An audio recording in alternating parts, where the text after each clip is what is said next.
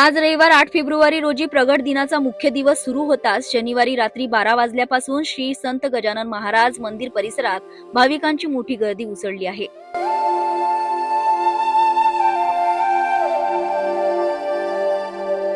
मंदिर 24 तास दर्शनासाठी खुले ठेवण्यात आल्याने मध्यरात्रीपासून रांगेत उभ्या असलेल्या भक्तांना जवळपास 5 तासांपेक्षा अधिक वेळ दर्शनासाठी लागत आहे।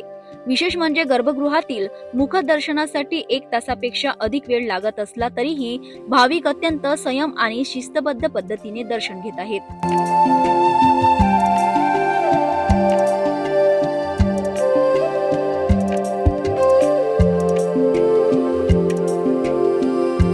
लांबच लांब रांगा, गणगण गणात बोते या जय घोषणाने संपूर्ण शेगाव नगरी भक्तिमय वातावरणात असून पोलीस बंदोबस्तही तैनात करण्यात आला आहे।